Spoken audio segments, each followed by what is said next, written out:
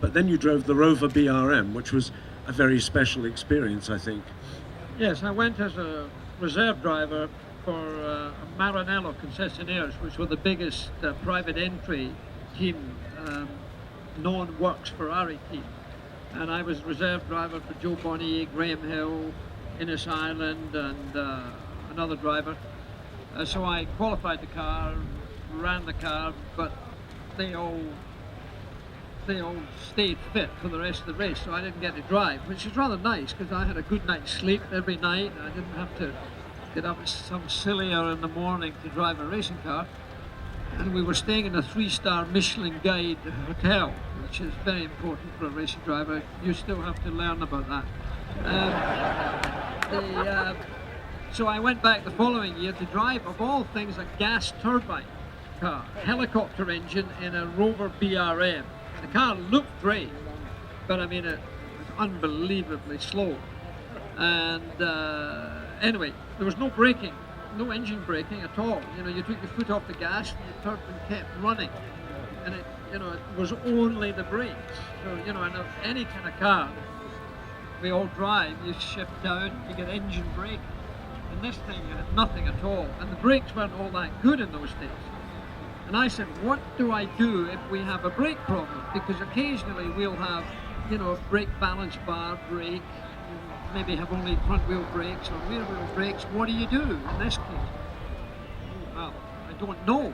I said, oh Jesus, I'm going to drive Le Mans 24 hours and you don't know what I can do if there's a failure. He said, well, you just get it down as slow as it'll go and then you put your foot out the door. You know, the guy, the designer actually said that. God be my witness. And it was at that time I sort of lost confidence in the team. But Graham Hill was the #1 driver for BRM, I was the #2 driver. And we tossed up. And the funny thing was, we tossed up whoever won the toss had to drive the first stint. Because we really didn't want to drive it. But the deal was that if that happened, you would drive it into the sandbank at the end of Mulsanne Straight, because we couldn't bear going around for 24 hours in this device.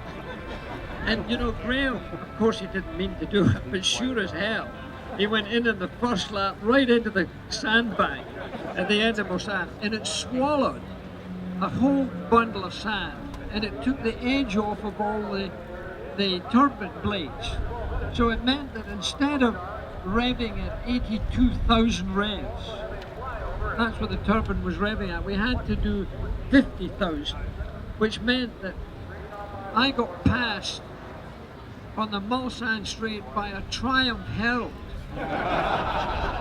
And Jochen Rindt, who was one of my best friends with Masson Gregory, an American driver, was driving the winning 250 LM Ferrari, lapped me every 3 laps, can you imagine? And the bloody thing lasted until the end of the race. So we finished 11th, can you imagine? But we were the first British car home, which doesn't say a lot for Britain's sporting career at that time. They had zips on they had buttons on their overalls, and a button fell into the turbine. And after that, they insisted that they have zips on on their overalls for then on in. But of course, you never drove it again there. Well, I always had buttons on my fly, actually.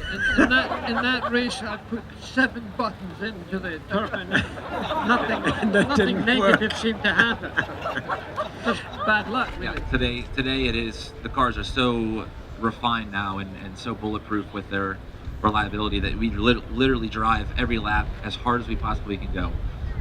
Because if you don't, somebody else will, and that car will last, and they'll win the race. So there's definitely times, obviously, when strategy comes into play, and you know, maybe you aren't driving at 100% for maybe an hour of the race or 2 hours of the race, but we are literally driving as hard as we possibly can.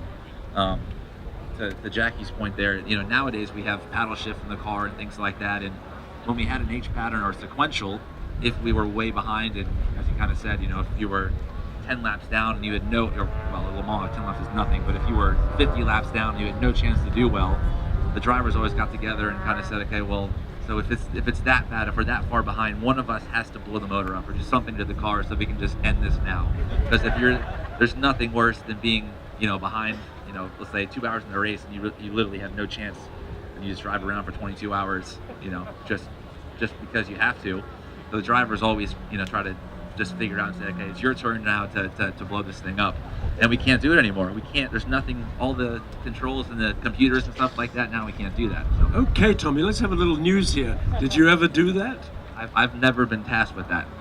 But we do have one thing that usually happens. If a driver gets in the car and drives around, something sometimes, goes wrong with the car on the racetrack, and it might be minor enough where you don't want to talk about it so much. And you get out of the car, and then the next driver cops in the car, your teammate, and then he goes out, and then that becomes a bigger problem. The car blows up, and we call that pulling the pin on the grenade. So you just drop the grenade in your seat, and you say, "Yep, there you go, have fun with that one." And then 20 minutes later, the motor, something goes wrong, and then he gets all the blame to start with, and then you slowly kind of creep in. You tell him, "Hey, actually, I think I caused that one. Sorry."